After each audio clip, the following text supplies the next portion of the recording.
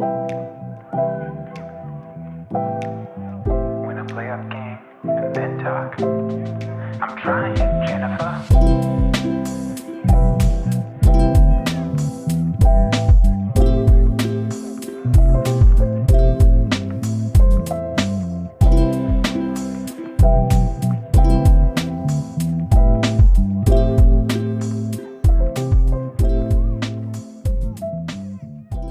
Rip City, what is going on? We're back again. This is episode 92 on the road to 100. We're almost there. We've almost made it to 100 episodes. But I'm Alex. I got Fawad here with me tonight. Fawad, how are you doing? Doing good as always. Good to be here. And then we also got Sean here tonight. Sean, how are you doing tonight? I'm great. What a Blazers week. Excited to get into it. Yeah, and I'm going to preface this whole podcast by saying, for those of you Oregonians that are out here right now, we're all experiencing a little bit of some weather. So there is a slight possibility that my power goes off and I just drop out of the podcast. And I guess the same technically for Sean. So there is a possibility at some point that someone just stops talking. So brace yourself for that. And everyone that is in Oregon and everywhere else that's experiencing this weather, stay safe. And hopefully this is over rather quick and soon. We're used to rain, so it's not anything we're not used to, but apparently there's a lot of wind coming our way, so we shall see how that's going. So first things first, Sean alluded to, this last week and a half has been very good for Blazers basketball. If you guys have not been paying attention, we've won our last 3 games. We won the NBA Cup. And one of the main things we're going to talk about tonight is, coincidentally, these 3 games that we've won have been without Anthony Simons and DeAndre Ayton. And I mean, before we even get started in this, I feel like most of us can see a very big difference in how the team is playing. Not only are we seeing a big difference in how the team is playing, but we're also seeing a big difference in how Chauncey Billups is coaching the team, how he's running the offense, how he's actually even running some of the defensive sets, which is nice to see. And on top of that, I've actually now seen Chauncey Billups get mad at Scoot Henderson and tell him to go sit on the bench. So I don't know what the hell's going on. I don't know what. Maybe they listened to our podcast and he heard us lose our minds on him, and maybe something changed. I highly doubt that, but I'm going to pretend that's what the reason is. So my first question to you, Fawad, is these last 3 games, 2 against Minnesota and 1 against Atlanta. What's your thoughts? How you feeling? It was one of the most fun weeks of Blazer basketball we've had in years, I would say. It's funny though, two podcasts ago, I was like, Chauncey's doing such a good job. He deserves some credit. We go on, we lose all 3 games that week, including a 45-point loss.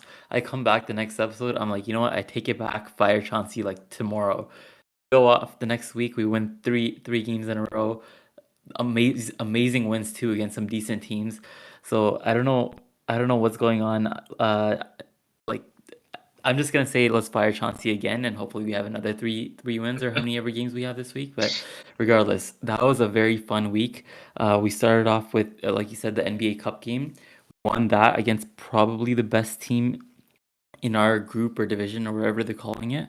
So I'm hoping that's good for our standings. It would be, I don't really feel too strongly about the NBA Cup, as I do like that it's some extra meaning to some of the games, and it seems like players are trying a little bit harder on those days. Maybe it's a placebo and they're not actually, but to me it looks that way. But yeah, so that was a fun game. Then we followed it up. We won again against Minnesota. 2 big wins in a row. Those are huge. The team played so well. And then the third game against Atlanta, I missed a lot of that game, but I saw the fourth quarter, and that was very fun as well. Sharpe had one of his best games as a Blazer. Even against the second Minnesota game, he had, I think, 30, 33, 35, something like that. But it was just a very fun week of basketball. So I'm I'm excited to talk about that a little bit more in depth. But my initial reactions, I was just loving what I was seeing. I think, as you mentioned, the lack of Simons and Ayton, I think it was a little bit more than a coincidence that they were out. I think it's very they are a big reason for why we were winning those games. But yeah, we'll get into all of that. Yeah, and same to me. I was able to watch both the Minnesota games. I unfortunately did not watch any of the Hawks game. It was my son's second birthday, so happy birthday to you, little dude. But I was not able to watch the second game, so unfortunately, I have nothing to contribute to the Atlanta Hawks game. But Sean, how about you? These last 3 games, how are you feeling? I'm feeling great, man. I mean, how else can you be feeling? We are rolling right now. And I don't know at the start of the season if I expected us to have, really any sort of stretch like that during this year. I mean, I don't know if we did the entirety of last year. It felt bleak pretty much throughout. Of course we had some stretches of good play, but to see some consistent improvements, especially with, like you guys have mentioned, with Chauncey, with how we're running the rotation. I mean, I'm thrilled. Um, the one thing I will say is I'm a little bit confused at the same time. I don't know whether this play is a credit to Chauncey, if it's because Sharpe is back and looking like he's taking a step and is turning into the guy who we all know he can be, or if it's that we're subtracting Ayton and Simons, who've been pretty consistently in that negative on the season. I mean, we talked about it at length. And so I'm trying to fit those pieces of the puzzle together. Maybe it's a little bit of all of them, but I mean, overall, how can you feel anything but great right now as a Blazer fan? Well, you know what? First off, 100% agree with you. But let's dissect this a little bit here. So, like you just pointed out, there's a lot of moving parts happening. Is it Chauncey's becoming a better in-game coach and better motivator and holding players more accountable, and it actually now showing? Is it because Sharpe is stepping up and becoming a player that we all know he can be? Or what I think it may be the most is that Ayton and Simons are not there, and you're getting contributions from players. They're stepping up. They're playing maybe not better than what they should, but they're playing better than we've ever seen them play, because now they're getting the opportunity without having to have Ayton and Simons coming in and stealing the minutes. And one of the biggest people that I can tell you right now, just by watching these 2 games, there's two big players, and I think all of us can pretty much agree on these 2 players that have made the biggest impact since Simons and Ayton. Well, I mean, I could see a third person, but for me, Donovan and Sharpe have just been absolutely. I mean, I think it was the first game, the NBA. Was it the NBA Cup game where Donovan went absolutely crazy, or was that the second game? 8 blocks game. I think it was the first Yeah, game. I mean, he almost had a triple-double with 8 blocks. I mean, Donovan getting the minutes to play. He's playing more minutes, which you could tell he was gassed by the end, but he still went out there. The crowd gave him a standing ovation when he went back out there. Like, I mean, he's getting the opportunity to be the starting center, to be, a defensive presence and not just be spot minutes here and there while Ayton takes a break. So seeing him get to play more. And then, of course, we got Sharpe, who I was crunching the numbers before the podcast started. So let me pull this up real quick. Sorry, I lied. It was the second Wolves. It was the second game. 17, Okay. 12, and 8. So since the last 3 games, Sharpe has jumped his scoring average up to 27.3 points a game in these last 3 games, shooting 50%. And before these 3 games, granted, he only played a couple and it was coming off an injury. But before these 3 games, he was averaging 8.6 points, and it was much lower than 50% for his shooting. So, I mean, just in these 3 games where he kind of gets to have the ball in his hands and gets to be the focal point of the offense, he's went up almost 20 points a game, and shooting much better, and had a disgusting putback dunk that about punched my wife in the face jumping out of the bed reacting to it. And then, like I said, Donovan, who his numbers may not seem like they're a massive boost, but when you're talking about going from 5 points a game to 9 points a game, 5 rebounds to 8 rebounds a game, and 2 blocks to 4 blocks in just these 3 games, and playing an extra 10 minutes, like for an extra 10 minutes, you're getting that much more production out of him. He's getting experience. So to me, those are the 2 very big differences that we're seeing with our team. I think a lot of people can also throw in Banton in there as well. I mean, he's played just as good. But we've also kind of seen him come in and be that fourth quarter closer guy, which was a crazy role, but it worked out. So my question to you, Fawad, let's go to you first, is what do you feel like the scenario? What's clicking right now? Like Sean alluded to, I think it's the perfect storm of a lot of things. Sharpe being back, Robert Williams being back, two of the biggest factors. I think Simons and Ayton being out are also factors that help us. It was funny. I think it was the Wolves commentator. It was the Wolves commentator. They were saying that even though we're missing two starters, we pulled off two games against them. But like people who actually watch Portland, like we know, or we think anyways, but we pretty much know that we're winning because they're out, not in spite of them. So I think it's definitely a factor that Simons was having one of his worst years in a while. His shot is not there right now. His playmaking seems to have fallen off a cliff. Ayton, inconsistent effort. Sometimes he's okay, sometimes he's not. But even when he's good, he's never providing the same energy as Klingon or as Robert Williams. I don't think Ayton is a bad defender, but it's just I don't even know how to describe it. It's just not the same. I feel like the energy that especially Robert Williams has, but Klingon as well, like the energy they have is kind of infectious to the rest of the team. They're blocking shots, they're affecting shots, they're getting deflections, and I think that just carries on to the rest of the team. That makes them more energetic, more active. They get steals.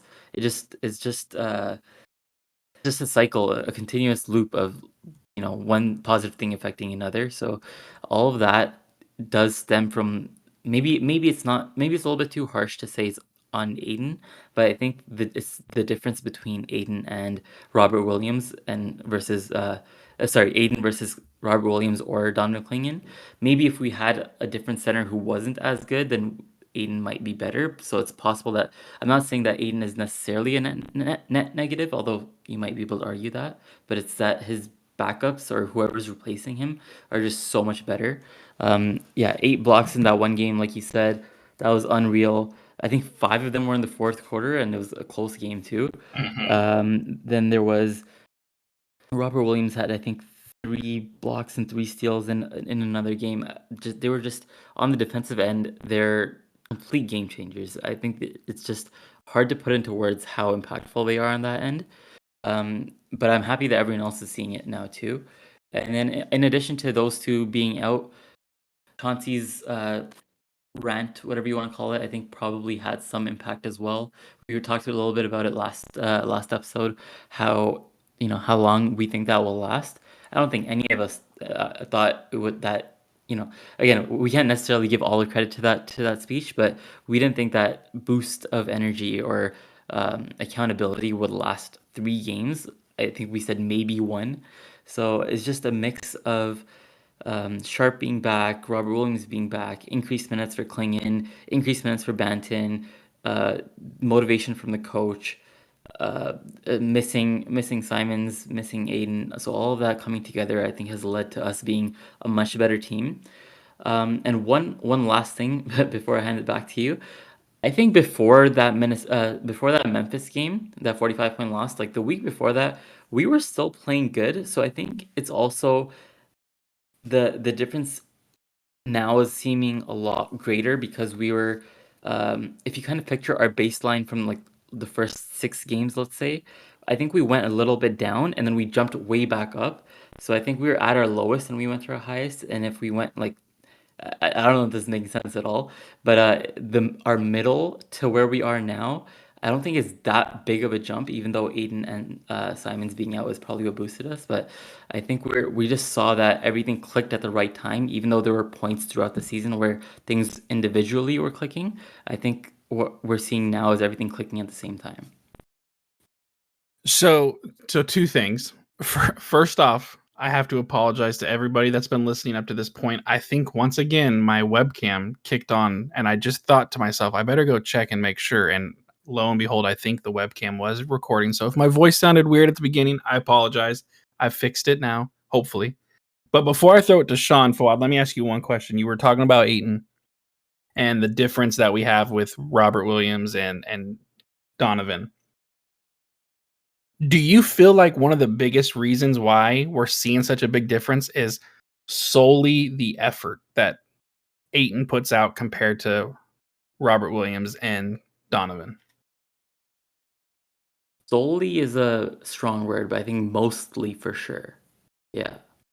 So something I have learned in my very few years on this earth is that you can't necessarily say someone's effort is not there, because everyone makes things look easier or more difficult depending on how the person is. So while we may say, Ayton does not put out effort, Simons does not put out effort, he may be putting out max effort and it just looks completely different from everything else we're used to seeing. So I agree, it's hard to say that. But when you watch him play compared to watching DC and Robert Williams play, like, there's a night and day difference on how hard it looks like Klingen's playing and how hard it looks like Williams is playing. And, you got Tumani flying all over the court. And then you just have Ayton, who seems to like kind of just run up and down the court, kind of like he's not slow, but there's like not urgency to it. It doesn't seem like he's putting effort into it. It very well could be that he's putting effort to it and it just looks so simple to him, but it's hard to not see that and see how we're playing now and not notice the difference. And one thing I've always said is defense is such a mental part of the game, where it's like, if you want to be good at defense, you can be fairly good at defense just because of the want to do it. And when you have these dudes in here making plays, diving for loose balls, making blocks, defending at a high level, it rubs off on everybody else, and everybody else wants to do it. And then you start seeing Scoot making defensive plays. You start seeing Sharpe making defensive plays. You already know that Tumani's making defensive plays nonstop. So it's like infectious, and it makes everybody else want to do the same thing. And it seems like when you got Simons and Ayton out there, it's kind of, they're relying on everybody else to make the defensive plays. So it just doesn't really matter. So sorry, Sean, I'm throwing it to you. Elaborate on what you were saying to start this whole podcast. How are you feeling? Yeah, no, absolutely. And I'll speak a little bit to like the center situation, like you were touching on. And I think it's a little bit of both of what you're mentioning, in that Klingen gives elite effort. And I actually think that's an NBA skill. I think that's not something that, I think it's hard to turn on and off for some guys. I just don't think that like Ayton can come in one day and just be like, I'm going to try hard today and just do it. I think it's something that you have to have developed throughout your career in good habits and practice routine and all of it. And while it is a mental part of the game, I really do believe that it's a skill in the game. And I think that Klingen is pretty elite at that.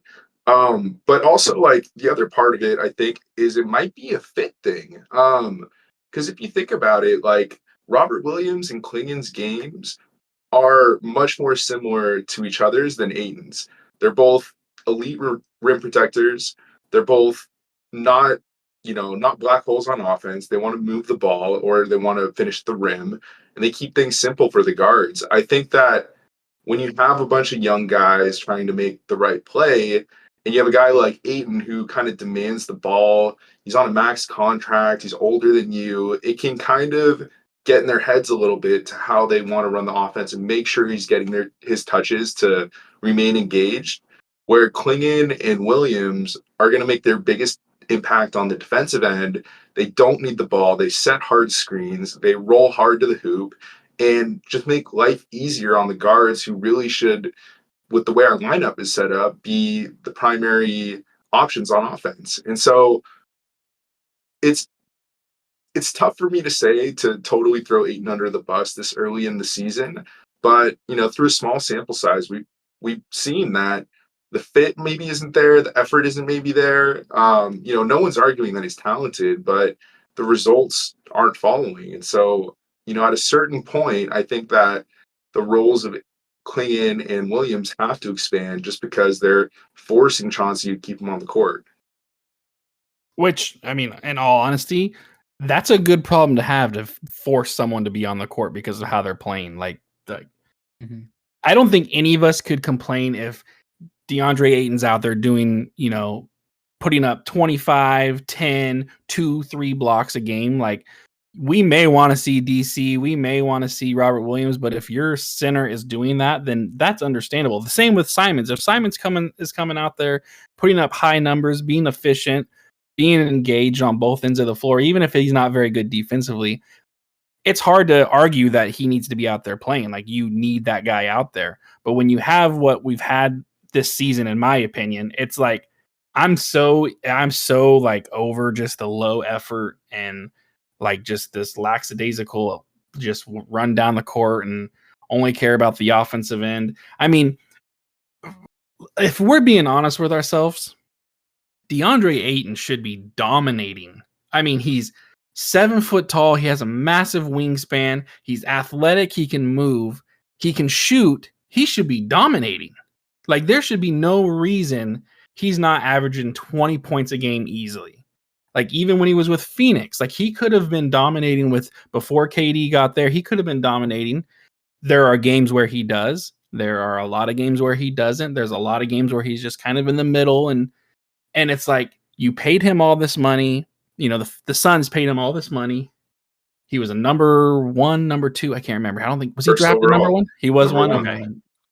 You pick him because you know he has the potential to do this. And then it just never, it's there, but it's almost sometimes like how I felt Nurk. Like, there was games where I knew Nurk was going to come out and just absolutely dominate because there was some kind of storyline or background to whatever was about to happen.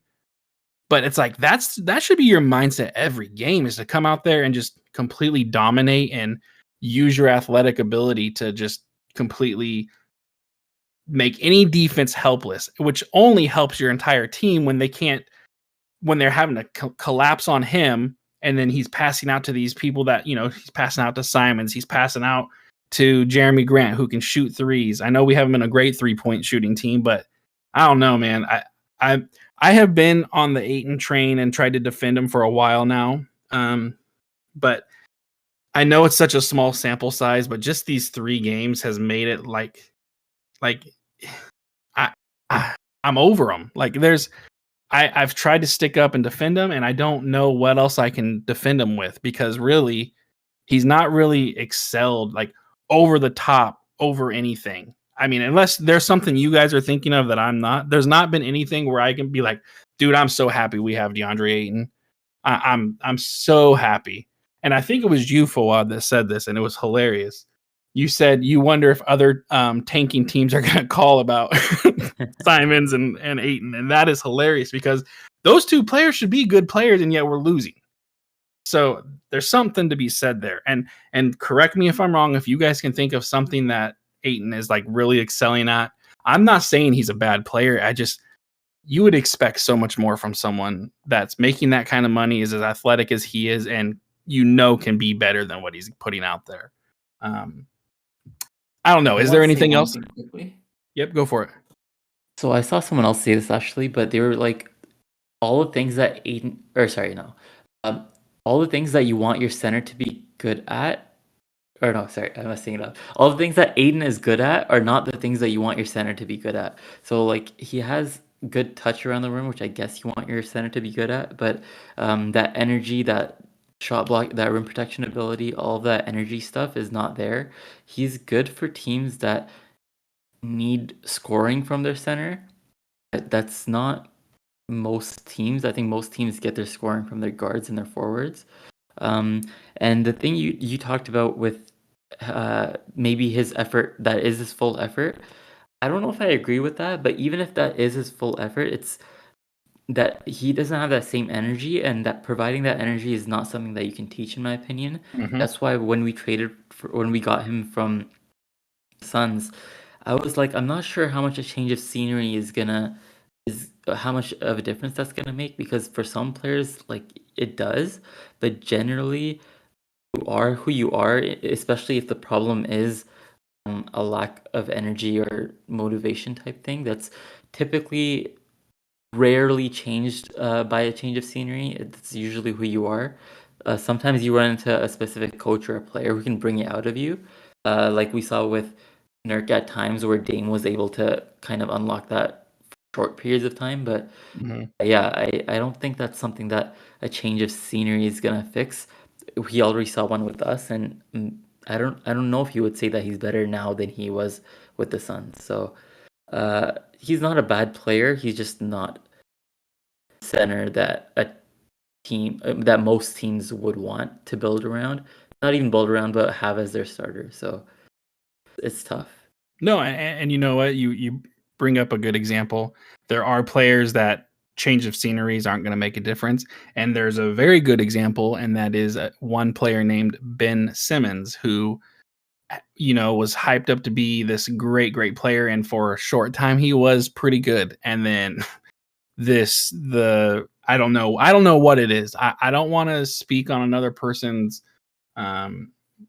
you know their work ethic and their how they feel about things, but it really did not seem like he cared about basketball. It did not seem like he just felt like everything should be easy for him and done for him, and it didn't seem like and I could be wrong, and which is I said I don't want to speak on this, and then here I am speaking on it. But that's the same thing with Ayton. It seems like he's had it easy for so long, and when you're as tall as he is and as athletic as he is at that height, like a lot of things do come easy to you. There are a lot of things that come easy to you, and then you come into a league where now you're playing against the best of the best.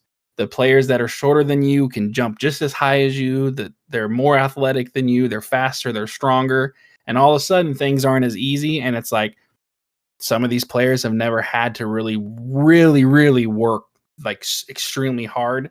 And so when they kind of get met with this opposition, they're like, well, I'm so used to just doing it my way. That's how it's going to be. I could be totally wrong, and I probably am. I mean, Ayton could be one of the hardest working guys on our team. I don't know. I mean, I'm not in the practice facility. I'm not in the weightlifting room. I'm nowhere. I'm sitting in my house getting fat and getting old. So, Sean, do you have anything you want to add to this? No, just like I said, and I agree. For whatever reason, and you could, I think, pointing to effort, fit, lack of engagement, all that stuff is fair. But for whatever reason, the bottom line is it hasn't worked. I mean, ever since the Dame trade, it has not looked how we needed it to on the court. And, we're not going to be able to ever know the answer to why it is. It's definitely fun to debate, but I'm ready to move on. I'm liking what I'm seeing out of our young centers. Robert Williams has been awesome. I've definitely been wrong about pointing out not wrong, but I've definitely pointed out his injury history plenty of times, and it's definitely something I still worry about. But he's proving that when he's on the court, he's a real piece for a good team, and maybe there is some trade value there. And if there's not, like, he's certainly a guy who I don't mind having around. So Joe Cronin, let's get something done, man. If we're rebuilding, like you said, even though we've won a couple games, let's take advantage. Let's move off some of these guys who aren't helping the team. We're on big money and who have some market appeal, and let's get this rebuild in gear. Well, you know what? This isn't something we planned on talking about, but I want to say something, and you brought it up. If the goal is to rebuild, right? Maybe the rebuild does not have to be Cooper Flag. Like, we all want Flag, right? Everyone wants Flag, and he's the next best thing. But if we have pieces like Sharpe, and if Scoot can develop, and I want to say this right now, for all of you out there that are listening and are hating on Scoop or think he's going to be the greatest, Scoot is not going to be Damian Lillard. He's not going to score 25, 30 points a game. So just get it out of your head right now. And that's totally fine. He doesn't have to score 25, 30 points. If he did, it's great. It's awesome. But that's not Scoot. It does not look like he will ever be that way. And that's totally fine. One thing I've noticed with Scoot in these last couple games, especially, is the defense. The defensive intensity that he brings, he's making these players have to work harder for everything. He's getting steals on inbound passes. Like, I mean, he's making all these little plays that don't always necessarily show up. You're not going to think back to the Minnesota game and be like, oh, remember that steal towards the end of the game that Scoot got on the out of bounds play? Like, those things are big game impactful, but you don't think about it after the fact. So I'm not necessarily worried about Scoot. I think with more playing time, we're going to see him get better and more confident. And and develop more. And I think a lot of us just kind of had it in our head from a lot of NBA scouts who said he's the next best thing. And if Victor Wembanyama wasn't in there, he'd be the number one pick and all of this stuff. And it inflated our heads to think he was going to be the next Damian Lillard or, the next great thing. And he doesn't have to be. He doesn't necessarily have to be. And so that kind of ties into what I'm saying is we may have some of the pieces we already need for a good contending team. And Cooper Flag may not be would it be nice to have him? Sure. But it's not necessarily what we need. If we were to trade, let's just say in a perfect scenario, we were to trade Simons, we were to trade Ayton. Let's say Robert Williams stays healthy and we don't trade him. We have DC, we have Sharpe, we have Tumani, we have Scoot. We have Banton. Those are all pretty good players.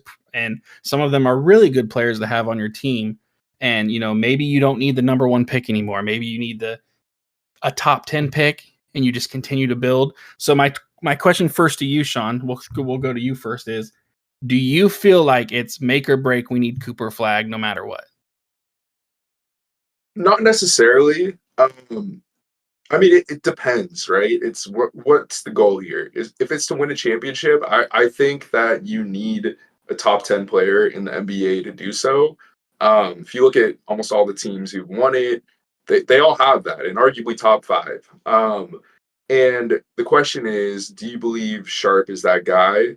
And while I'm so encouraged with what I've seen, and I think it's possible, I'm not fully convinced that he is yet. But at the same time, Cooper Flag hasn't convinced me that either. So I think that it's more about just taking shots and putting yourself in the best opportunity to land one of those top of the NBA type of talents. I think we're probably a little bit further away than we might think. Winning this week and being competitive is awesome, but you really don't see a team's makeup until the end of the season. And so I need to see more until I believe that this is the roster that's going to go out and, compete for a playoff spot. All that being said, though, there's nothing we've seen so far this season that's discouraging. And so I'm willing to keep an open mind. However, I still do believe that whether it's a tank, or competitive rebuild, or whatever, we do need some influx of talent, not a cost of a Sharpe or a Scoot or one of our young guys. I think we're still in the rebuilding phase. I think we're still one superstar away and maybe even another complementary piece to being a legit contender. But I'm encouraged seeing a lot of our young guys taking steps. I'm encouraged seeing Klingon look like he has the potential to be a beast. And there's reasons for optimism, but at the end of the day, if we do want to win a championship, I do think that we need to, at some point, bring in one of these top guys. And if it's Cooper Flag, that's great. If it's someone else through free agency or trade, no problem by me. But I don't think we have a talented enough roster as is, or even with marginal upgrades, to have a real shot at winning it all. Yeah, no, and before I throw it to you, Fuad, I think that's fair. I think I'm not necessarily saying Sharpe is the guy. There's not enough data out there to make me feel comfortable even saying he's close to being the guy. What I will say though is if we were to move Simons and give Sharpe a real shot at being the guy, does he have the potential to be a top 10 player? He very well could. I don't necessarily. Let me ask you this, Sean. I know I'm ignoring Fawad right now. Actually, I'll ask you both. Do you guys feel like Dame was a top 10 player? I don't. I honestly don't. Yeah. I think that he was one of the flashiest players in the NBA, one of the most fun to watch, one of the most electrifying players. But he was such a net negative on the defensive end. You have to build your entire roster around kind of minimizing that detriment that he brings to a team. And we didn't do a good job of that. We had guys like CJ out on the court all the time. Nurk's not a great defensive center.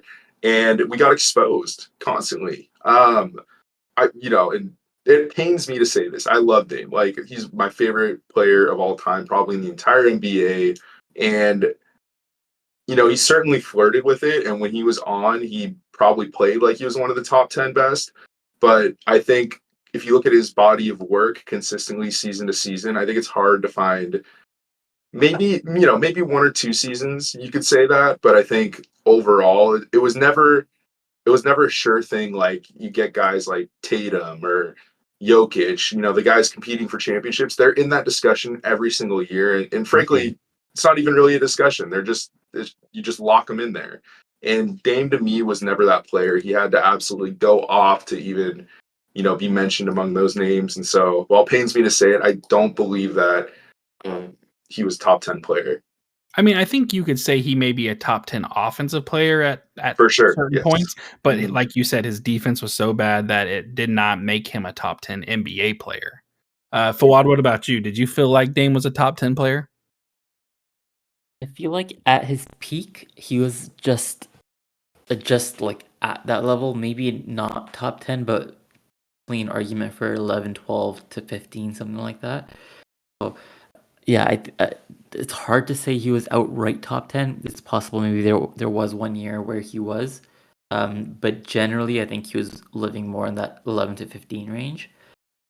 But yeah, I'd say that's what I think he was at, and I think Sharpe has the potential to be as high as that as well. I'm not saying he will get there, but I think he has that potential.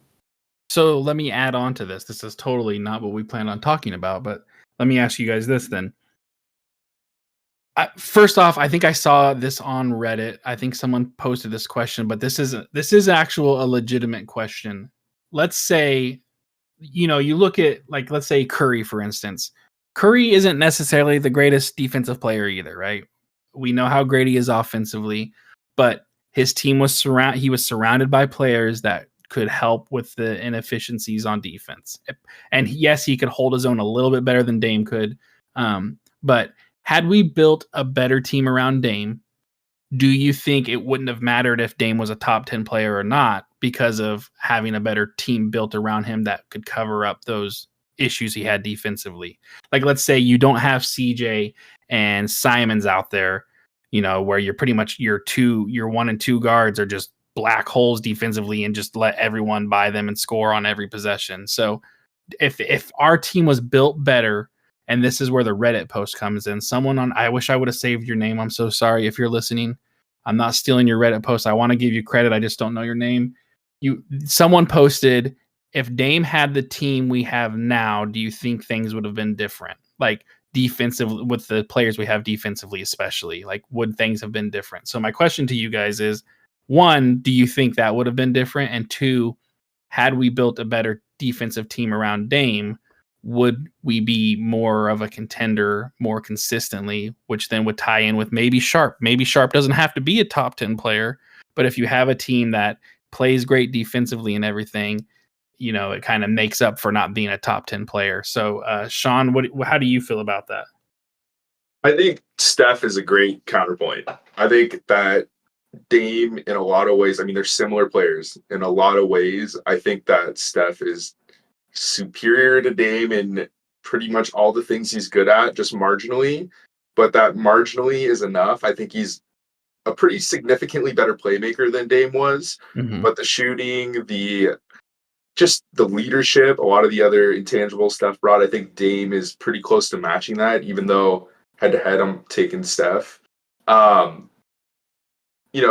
It's a good question. I don't know if the team now with Dame is good enough, but I think that we would at least be in the same situation we were when he was here, where we were, somewhat competitive and making playoff runs. And I think with the way the roster's constructed, our ceiling is a lot higher than it was back then. We got a lot of young guys who can, if they step up, I think you could take that next step into legit contender.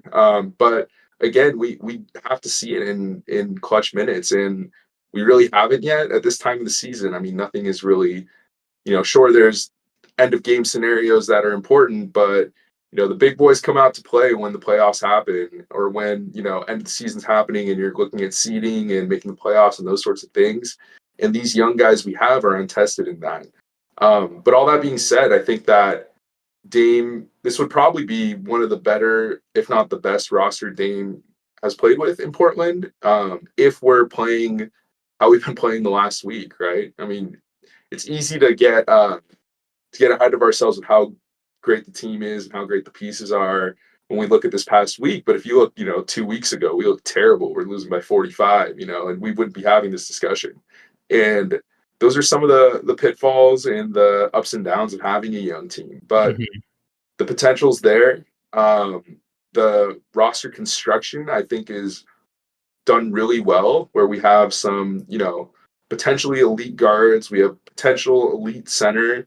And if those guys continue to build on what they built this past week, I absolutely think that a Dame in or near his prime would be able to compete at a higher level than he did when we had him. One thing I've always said is that the year that we had Aldridge and Matthews and Batum, and the year that Matthews tore his Achilles, that was the squad to make a legitimate run at the NBA championship. Like, I had no doubts in my mind that team could not compete at a high level. You had all these players that could make up for Dame. And this was before Dame was even as great as he was. Like, this is still pretty young Dame, and it was still that team is one of the biggest what ifs for me. Another one was with obviously Greg Oden and Brandon Roy. But Fawad, same question to you. Do you feel like, with Dame on this current roster, or just in general, could Sharpe potentially be like the Dame and have a roster built around Sharpe? What are your thoughts on that? So I'll start off with, if we had a better built team around Dame, and I think for sure we could have been contenders and maybe won a championship if everything went right. Obviously, yeah, Dame was not the best defender. He was a big negative on that end. I think point guard is the one position where you can hide that. Obviously, you'd hope that your point guard is a little bit better at defense, but your wings and your center are able to compensate. And I think if we had a better built team, we could have done that. We even saw that a little bit. I don't remember what year it was, 2018 maybe, 2019, one of the two. We had I think the number 6 defense in the league or something like that, because obviously our team still wasn't that great, but Mo and Chief Alfredo Gamino, they were good defenders. But pre-injury, Nurk was also a really good rim protector. So we're already able to compensate on the defensive end with the right pieces. And I think in an ideal world, if we had a better team around Dame, where we had some two-way wings and we had a better scorer, or maybe an equal scorer to CJ, but someone who's not also just as bad as Dame on defense, I think that could have pushed us over the edge. So yeah, I think we were close. If we had a better team, we could have done that. Dame on this team right now, I don't think we're ready to be contenders yet, but I do think he would bring us to the playoffs for sure. I'd even win a round, but that's maybe that part's being a little bit optimistic. But Dame with this team, if there was some magical world where Dame doesn't age and you give the rest of the team like a year or two to kind of get even better, I think that also could be a contender. But then to your question about Sharpe, whether this team around Sharpe can become a contender, first of all, I think it's too early to say, but I think probably not as is. But I think if everything goes perfectly, obviously you'd hope you have a top 10 player. It just makes everything so much easier. But I think Sharpe's ceiling is high enough that if we do everything else right, that could lead to a contending team. Like if you have a good coach, good depth, good guards, wings, bigs, I think there's a world out there, a future out there where Sharpe can be the best player on a top 2, top 3 seed, but at least the conference finals, if not the finals. Yeah, and I want to be as realistic as I can be as well. I'm not trying to say Sharpe's going to be the next Dame and has that. I totally understand that it's very early and there's not really enough to back anything up like that. But one thing I kind of always have felt strongly about is this league is very much a small forward or having a very, very, very, very good shooting guard is, like, in my opinion, the most important position. I mean, if you think back to a lot of the teams that have won, you've got LeBron, who's obviously can play all 5 positions, but he's a small forward now, more of a power forward maybe. But you have Jason Tatum, with Jaylen Brown. You have obviously Jokic is an outlier as well because he's just a dominant center. But I mean, I feel like the small forward, the two guard is probably, I don't know, maybe I'm wrong. Tell me if I'm wrong, guys. Is that the most important position? I know point guard has the ball a lot, but a lot of these teams that win NBA, Jimmy Butler, a lot of these teams that win NBA championships have a very good 2 or 3 guard. So my question to you guys is, am I wrong? Am I thinking in that?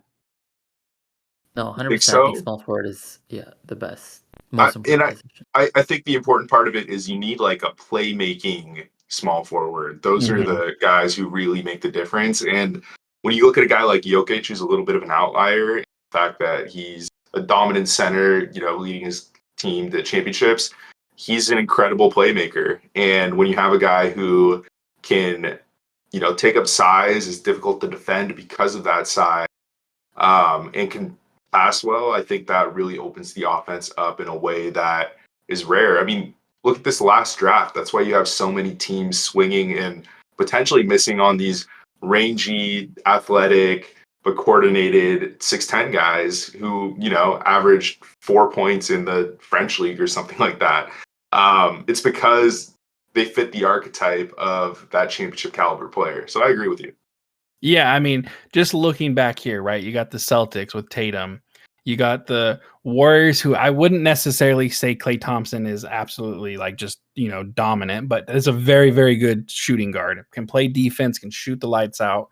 You got Milwaukee Bucks, who you have Chris Middleton, and you have Giannis, who Giannis is definitely more of a power forward, but I mean, you have those two guys, and you got LeBron with the Lakers, you got Kawhi with the Raptors, and then you're back to the Warriors just going absolutely crazy and winning every game that they ever played with KD. And it's like, to me, the small forward position or having a very, very, very good shooting guard is very important. And I do believe Sharpe has the potential and has the ability to be a very, very good shooting guard. I mean, he's so athletic. He can do a lot of the things that you would want your shooting guard to do. So we very well be one piece away and could start to become a very, very good, very, very good team. So that kind of got derailed from what we were planning on talking about, but it was, you guys brought it up, and I had to jump into it. And one more thing before we throw it to Fawad, let me ask you guys both this question real quick. It's a real quick one. Would you have believed me if I told you a month into the season we would have a better record than the Milwaukee Bucks and the Philadelphia 76ers? Would you believe that? No chance.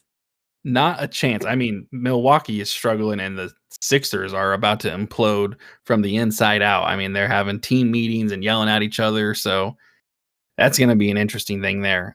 So Fawad, there was something else we wanted to talk about. I'm going to throw it to you because I honestly have completely forgotten because I've been ranting and raving for so long now. So I'm hoping you remember what we were going to talk about. It's all good. Yeah, I posed this question to like on all our social medias, but on Reddit as well. So first of all, I'll start with the statistic. Banton is leading the team in net rating. If you don't know what net rating is, it's basically how much better the team is per 100 possessions with you on the floor versus not, or yeah, how much better the team is with you on the floor. Delano Banton is leading our team by far. He's a plus 17.3. And the next highest, I don't even remember who it is, but it's like -2. So, and he not only that, he's also fourth in the entire league. If you limit it to 10 games played and 10 minutes per game. So it is a little bit of a small sample size, but it's not so small that you can't take it seriously. So this brought me to thinking, what is Delano Banton's role with us in the future beyond the season? Do we re-sign him? Is he now part of the core? It's not just Sharpe, Simons, Clingan. It's Sharpe, Simons, Clingan, and Banton. Would you go that far, or where do you see him in the future? Or do you Sean, just I'm not gonna even let re-sign you. him after this year? I'm gonna let you start this one off, Sean. Go for it. You got to show me the money, man. You gotta let me know where. I'm a big believer that roster construction comes down to guys outperforming their contracts. At the end of the day, at a base level, that's kind of what we're doing. And so, first of all, I mean, let's answer a question that was kind of posed by the organization in training camp. In that, is this guy an NBA player? Because he barely made the roster. He had to compete for the last spot. That's a yes. That's an absolute yes. This dude has a role on a team for sure. But to Fuad's question, what is that role? I would love to keep him if we can get him for 10-ish or less potentially, but maybe 10-ish. I think that's good value at that price. And he's such a unique player. It's so hard because the NBA fan in me wants to go and try to compare him. Oh, he could be our this or he could be our that. And there's not a ton of guys like Banton out in the league right now. He's really unique, but I think he's at least proven that he has earned a spot on the roster. I mean, I would be comfortable. I mean, you know how crazy NBA contracts are. I'd be comfortable going all the way up to like 13, 14 potentially. But It you could helps. get in.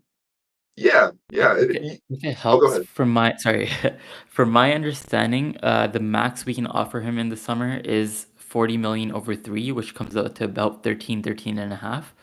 So let's say that's the max we're paying him, if that helps your thought process at That all. does, and that's about the number where I would do it, but I wouldn't feel like it was a slam dunk. Like I would begrudgingly accept that this is probably good for the team. But yeah, I mean, look, if we're paying him that and he's our seventh or eighth man in the rotation, I think that's good value. NBA is scary because you get into situations where you're overpaying guys and then you can't pay some of your young studs with contracts coming up. We got to start thinking about Sharpe's money, which I think, correct me if I'm wrong, he might be due for an extension this offseason or the next. And so, he Yeah. might be a potential max guy, but yeah, 13 million, I'm signing the papers. So for me, I like Banton a lot, and I think I think it's too early for me to want to say, yeah, let's sign him to 13 million. Like let's say if they offered him the max contract right now, I would think it would be too early to just give him that max contract. Do I want him on our team? Yes, I think he's a very good player. I think what is he, 6'8", 6'7", or is he even taller than that? I think he might be 6'9", but I'll 6'9". Okay. Yeah, that sounds right. So, I mean, he's 6'9". He may not be the greatest ball handler, but I mean, anytime you have a guard that's 6'9" that can pretty much run the point position or, fill in and be your two guard, I mean, that's an advantage right there. We've seen him come in and be offensively, be a blowtorch and just completely take over a game. So, like Sean said, the first question was, does he belong in the NBA? The answer 100% is yes. He's going to be on a team next year no matter what. I mean, it doesn't matter. He'll be on someone's team. I don't know. I want to see more from him, and I want to see more from him like in a realistic role, not one where he's just coming in the fourth quarter, or not one where he's playing 12 minutes and filling in for Simons and spot minutes for, all these players. Like I want him to have a real role and see what happens. I am 100% fine with keeping him. The question comes down to how much are we paying for him? Because like Sean just alluded to, you have Sharpe's contract coming up. You're going to have Scoot's contract coming up. You're going to have, I guess Scoot still has a little bit more time, but you got Tumani's contract. So I want Banton on our team. Do I think it's like if we lose him, we're screwed? Not necessarily, but I would much rather have him on our team than not, as long as it's for the right amount of money. Yeah, I think I mostly agree, but I'm a little bit higher than you guys. I was actually surprised. It seems like the response to our post was very in line with what you both said. I guess I'm a little bit higher than most people, but not by a lot. I think he's shown a lot of value. He has Yeah, he's definitely an NBA player. He's able to get to the rim very easily. He has good Very easy. finishing. His shot has been really good this season as well. I think he's shooting like over 40%. So I think he's shown a lot. And assuming he keeps this up the rest of the season, and also for the record, the last 4 or 5 games he's been playing over 20 minutes, and he's been Mhm. playing well in these games too. So it's not just that he's not just like a fourth quarter closer anymore. I think he's been a regular part of the rotation, and he's been handling that role well. Uh, but yeah, I think for 12, 13 million, I think I signed that easily. I don't, maybe it's not a steal, but I think it's a good contract. And mid-range money, like 10 to like 15, I feel like it has extra value just based on the flexibility alone. You can use it to fill, or even if a player sucks, it's a little bit better than uh well, obviously it's better than having like a 30 million in dead money, but it Yeah. gives you some extra flexibility. So that's not, it's not all bad if even if he does end up being a bust. But I would give him that 13 million a year, maybe a team option on one of the years, if he wants to stay. He can be a sixth man for us, maybe a seventh man, provide a spark off the bench. Um, yeah, he can score. He's a decent playmaker. Just a lot to like. The only question is, how long is this gonna last? Is it just a hot stretch for 5, 6 games, or is it gonna last for the rest of the season? So I think by the end of the season, the question will probably answer itself. If he keeps this up, I think for sure we'll try to re-sign him. The money will probably be sorted out after, but I think we'll definitely try to re-sign him if he keeps up this level of play. But obviously, if he goes back to kind of a fringe NBA player, then maybe we don't keep him. Uh, yeah, that's really where I'm at right now. I think we do keep him, but yeah, the jury's still out. Well, and the funny thing is to close out last year, he played pretty well He as played well. well, yeah. Yeah. So it was weird to me that he was like on the fringe of making the roster at any point because he showed that he could play well last year. And then, I with his understand. size alone, Mhm. I it's understand just though, because last year at the end of the season, we were just playing against maybe not bad teams, but teams that weren't taking us seriously either, and we weren't a great team either. But now he's doing it against like proper NBA teams that are trying to Mhm. win games. And where it seems like at least we're trying to win games as well, so it's a little bit more meaningful than the end of last season. And one other thing, and you just said this, 13 million a year isn't actually that much when you think about the rising cap. I mean, it was the same thing we said when we signed Simons to the 20 million a year and everyone was freaking out about it. And we're like, honestly, it's not that bad. That's actually pretty good value. And then not long after, I can't remember who it was, got an even crazier contract. And we were like, see, we could be dealing with that right now. And so, I mean, when you think about it, 13 million isn't a lot of money. So to be really concerned about that is at this point kind of strange. But one last thing I want to say before, unless you guys have anything else, do you guys have anything else you want to talk about? Not about Banton, but there was one other thing, but you can do yours first. Okay, real quick. These picks that we got from Milwaukee are starting to look a little tastier. It's something we talked about when the trades first happened, that these picks are so far down the road that Giannis probably will be either out of there or on the decline, and by then we knew Dame would probably be out or very, very far down on the decline. And I mean, you're looking at the Milwaukee Bucks right now, and they are struggling, and who knows what's going to happen. Our very first Milwaukee pick is in 2028. So and then we got a New York Knicks, we got a Memphis. Although I don't think we have. Am I crazy? Do we not have a first round pick next year? Where are you looking? Probably Fans because of the Chicago trade, Yeah.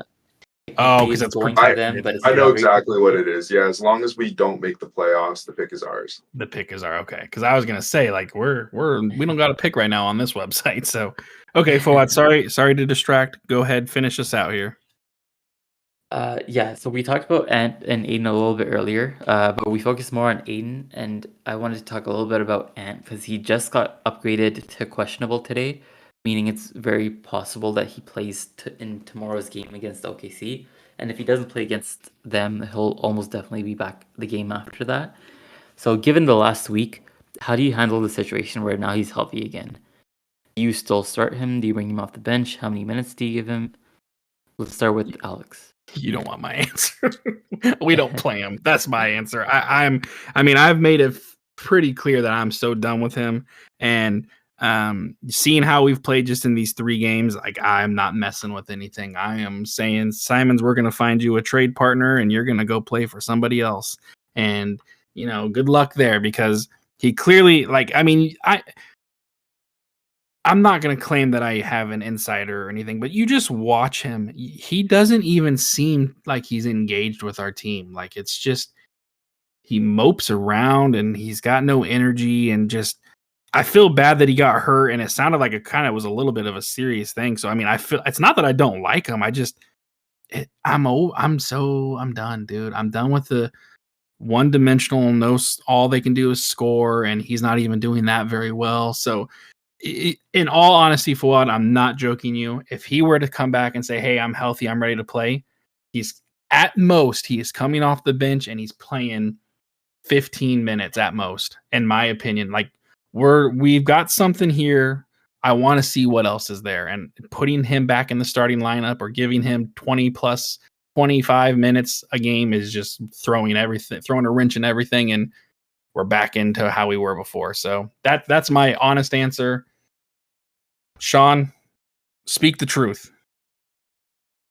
Simons has to re-earn his role on this team.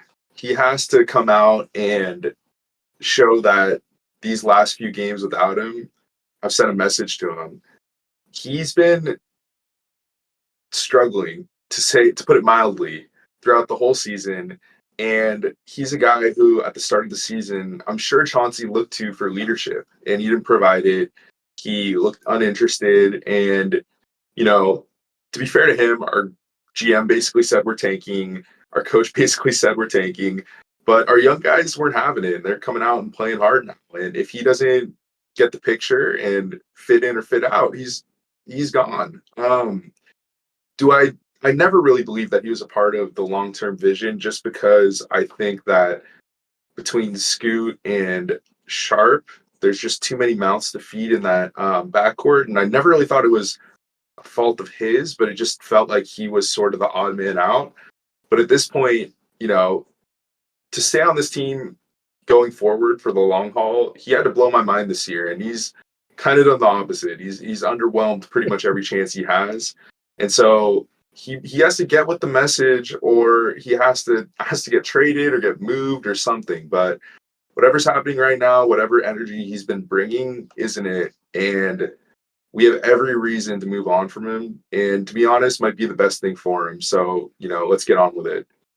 He's blown your mind in the opposite direction. That's right. That's right. It is. Okay, Fouad, wrap us up. How are you feeling about Simons if he comes back? I would want to just not give him any minutes either. I think between Scoot and Delano Banton, we have enough point guard minutes, and obviously we have Shea at the shooting guard. I don't see that being a realistic scenario. I hope I'm wrong. Please, Chauncey, blow my mind. But I feel like the front office would tell Chauncey to him in some capacity, no matter what. Hope he's not forced to start, so I'd at least bring him off the bench. Maybe give him 20 minutes a game, and then, like Sean said, let him earn his starting spot back, if he earns it back at all. But yeah, his days are numbered here. I don't want him on this team a day past the deadline. If he's gone sooner, like, even better. I just get him off this team. I think he's overstayed his welcome, to be honest. Hey, it's the ultimate Chauncey test, right? If he comes out and says, hey, Simons is healthy, and he says he's coming off the bench, that's a big thing. But even bigger is if he says, yeah, Simons is healthy and he's not playing. Like, even that, that right there is holding your players accountable and saying, like, I don't care that we're paying you $20 million. If you're not going to put effort out here, if you're not going to, be contributing to winning basketball, then there's no point in even playing you. And I will take back every bad thing I've said about Chauncey. If he were to sit him being healthy and just have a healthy scratch, like that's ballsy. That's pretty crazy. I don't think it happens. I think he plays. I'm just hoping it's off the bench. Maybe we should do a little bit of a role reversal, and now that Banton is in the rotation, we'll use Simons as our fourth quarter closer in games that we're down like 20 Hey. or something like that. You might be onto something here. I mean, I'm gonna be honest with you. This little fourth quarter closer thing isn't a horrible idea. It seems to have worked fairly well, and it makes sense. You know, you bring somebody in who's good offensively and hasn't wasted any energy at all, and just comes in for 12 minutes and goes crazy. It's not a crazy thought. It but could work. yeah, it's definitely not crazy. Well, I have to say this right now. This may be one of our longest podcasts. It is definitely over an hour. We've had some really good conversations. Is there anything else you guys want to say before we send this to the podcast room? Oh, what a week, man. Let's keep it going. And yeah, let's have a full season of this past week and we'll all be happy in Rip City. Very much so. Fawad, anything from you? Nope, I'm good. Okay, if you Hoping for guys the have best tomorrow. managed, if you guys have managed to listen this long, you guys are rock stars, superstars.